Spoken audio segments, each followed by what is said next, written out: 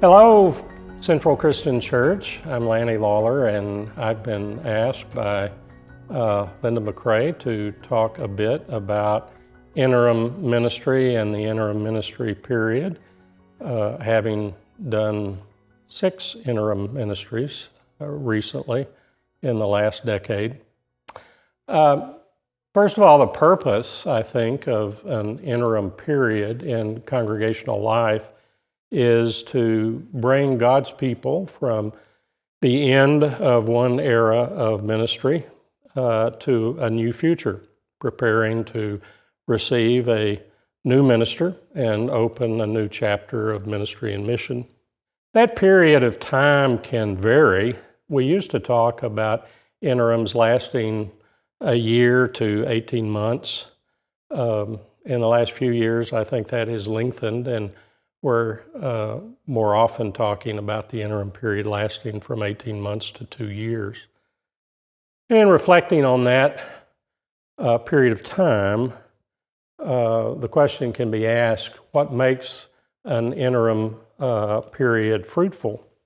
And I think that it's fruitful when a congregation, a total congregation, staff, leadership, members, engage a process of self-reflection and do that positively and eagerly concerning where it's been and what directions that its discerning God is calling it to be and do as it looks to mission and ministry in its future.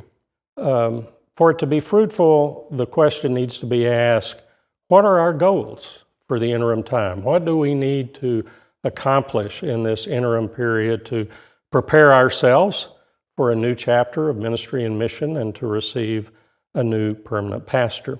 The Interim Ministry Network has identified 5 focus points that are useful to think about as a congregation enters the interim ministry period. They are focus points that help a congregation determine future direction and the shape of its future pastoral leadership. First focus point would be the heritage of a congregation, because that's the foundation of the church's present, looking and reviewing and revising its understanding of how the congregation began.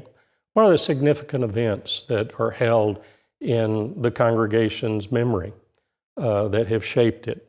Looking at core values of the congregation. What are the core values, and as well those bedrock principles that a congregation holds that are non-negotiable and really form the basis of a congregation's convictional system that shapes and forms who they are. Second area is leadership. How does a congregation organize and structure its leadership? Reviewing how leadership is recruited, how it is developed, how it's nurtured. And that can involve a whole number of tasks, looking at what skill sets are needed as the congregation approaches ministry in the future. There may need to be a review of job descriptions and skill sets. Third focus point would be mission, which is defining and redefining the sense of purpose and direction as the congregation looks to its future. Primary work, I think, in that area includes clarifying the congregation's understanding of its identity and its core values, and working to review its mission and its vision statements, and as well working out short-term tactical plans for this interim period and what the congregation sees that it needs to do in this time. Another area would be connections. Congregations find it useful to review all of their connections, whether those be denominational or interfaith, local connections with agencies and networks and communities, where the congregation feels like it needs to renew and revitalize connections, and also where it may want to engage in establishing new corrections.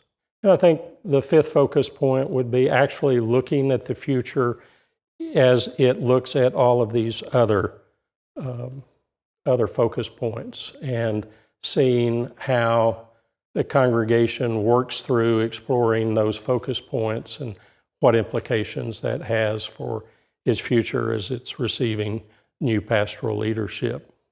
In all of that, every congregation will have different tasks to do. Some areas, focus points, are more important for a particular congregation and others less so. Every congregation has its strengths and as well its growing edges, and will spend more or less work in each of those focus areas. What are some of the pitfalls that may occur? I think there are probably two pitfalls for congregations in the interim period. First is to assume that the interim period is just a time to maintain and to keep things as they are until new pastoral leadership arrives. And in that assumption, there's a belief that there really aren't tasks or work for the congregation to do. All they have to do is wait until the new pastoral leadership arrives, and that new pastoral leadership is going to cast a vision and engage the congregation in doing what it needs to do. And I think the problem there is that there's work to do in a transition period in order to prepare to receive a new pastor, and it's the congregation's work.